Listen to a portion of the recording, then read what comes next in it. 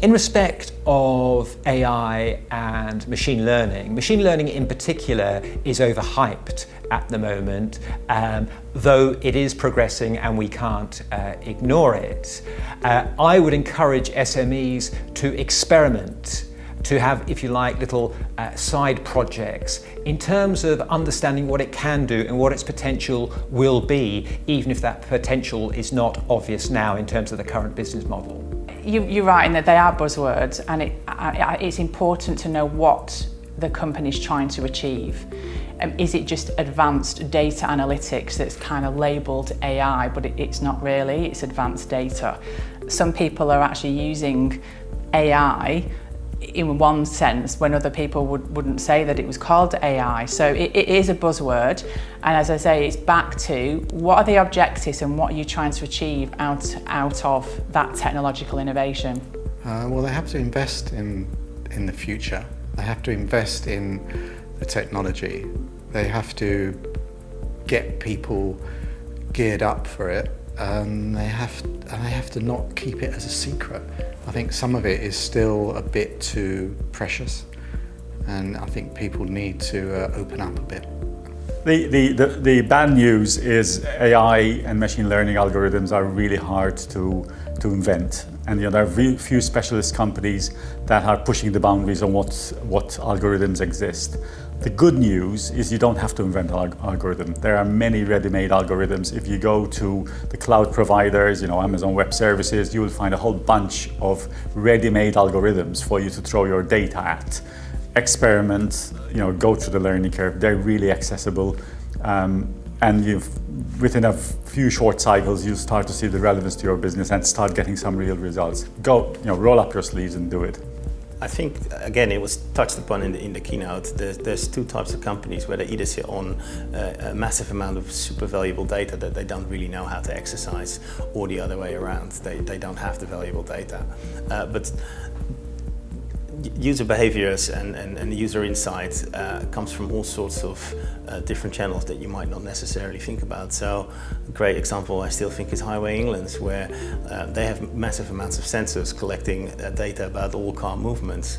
At the same time, they could plug into, I don't know, AA callouts or things like that, and get a real-time map of the quality of the road, because there's a correlation between a car going over a pothole and a car needing repair. So you have to really think about, okay, what data do we have available, and what kind of insights can we derive from that?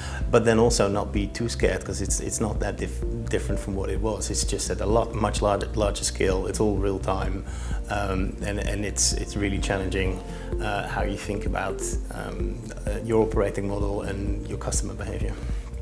It's a big word, isn't it? Like everybody is talking about it, and I'm not sure if you're really a technology or like a developer or a data scientist. I'm not sure you really understand what it really means. But as first steps, let's take this one example. We have an amazing customer support team, and we have an amazing marketing team, and we are trying to communicate with our clients. If I know that if I'm aware that the data is telling me the open rate of my emails to my clients as a marketing campaign, then I can optimize that, and I can send an email when people are actually opening those emails more. And I think that's a very simple and kind of good use of, I'm not saying AI or machine learning, of making sure you leverage the data that you have at hand. And that would be a very good way of actually stepping into understanding your data, reading your data, and working through your data. But then the next step is, okay, how do I kind of combine various different data points and try to kind of implement them to the purposes of my business? And that's when machine learning comes into play. That's when you start making more intelligent or smart ways of customer communication or smart ways of marketing your product. And that's the second step. But as an initial step, I would say you just need to start looking at your data. Ironically, I kind of disagree that it's kind of priority. For me, I think, yes, we need to obviously go with the digital age. If it's machines, fantastic, great. But I think it's important for the company to always keep the DNA of the brand, and the company I work for, we've got where we are today, and we will continue to grow at a high rate because we kind of look after our customers in an organic way, where ironically other companies who go so AI and machine-like and so software, they kind of forget the customer element. I don't know about you, but I go on online chats, for example, I won't name a brand, but and I'm not talking to someone, I'm talking to a bot.